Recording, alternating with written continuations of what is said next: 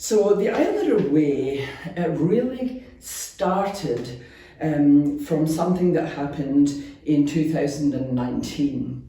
And that is that FIBI, which is Flinders Island Business Inc., had begun to work with Brand Tasmania on developing a brand story, something on which they could base their marketing and so on. So Brand Story is a government initiative. Brand Tasmania is a government initiative in Tasmania, and the CEO of Brand Tasmania is Todd Berbiak. And the brand Tasmania places a focus on place branding. And it asserts that the power of place branding lies firmly in the ability to provide a unifying cultural expression and strategy. It's open to councils and community groups who wish to explore the uniqueness of the places that they call home. And the most questions that are asked when brand people, and like Todd and his team, work with others, are questions like, what is unique about your home, your place? How are most people happy to describe it? What is special about this place? What is unique about it? What do we value about it? And what are we proud of? So when Todd and his team are developing a brand story, they're the questions they ask of all manner of people. Brand Tasmania worked with people all over Tasmania to actually develop the Tasmanian brand story. And what they came up with in the end was Tasmania, the quiet pursuit of the extraordinary. So in the beginning, FIBI, Flinders Island Business Inc., was asking, how is Flinders unique? Is there a story that we can tell of Flinders that most people would be happy to go along with? You never can get one that everyone's happy, but most people. Can we identify a story that can help us to create our preferred future together? Beginning with tourism. We're not going to stick with tourism forever, but let's begin with that one.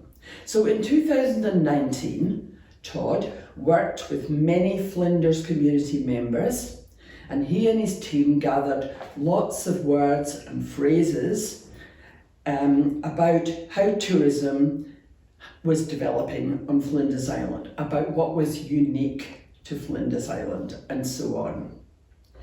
Now, just after that, as we all know, COVID-19 came along, and so the work had to go on hold. But in September 2020, Todd returned, and we got a group of people together again, and there was about 30 people in the room who attended. As things go, they didn't want to talk about what was unique to Flinders at that time. They wanted to describe what they didn't like about how tourism had developed to date.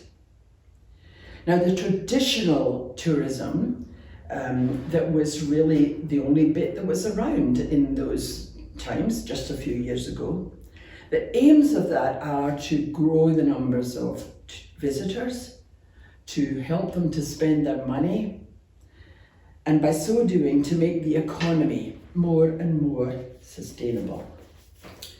But the people at that meeting didn't like it. They didn't like having that approach. They didn't want it to grow and grow and grow. They didn't want to lose their lifestyle. They wanted this place to still be authentic to them. And so what they articulated, because what Todd did was stopped his trying to get words from them, went along with what they were doing and listened. They said, we don't want a model of tourism that simply works on the economy.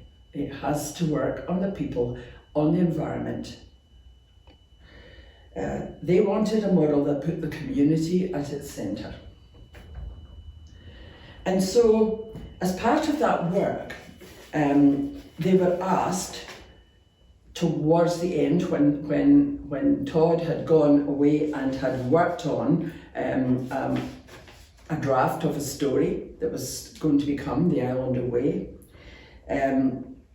he offered participants 4 choices, 4 options, it's better.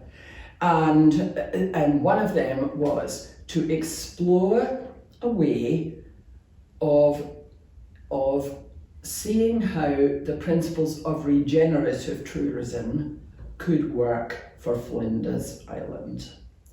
Regenerative really being a kind of tourism that doesn't just take from a place, but that gives back, in which the community would gain every bit as much as the visitors. That's how it began.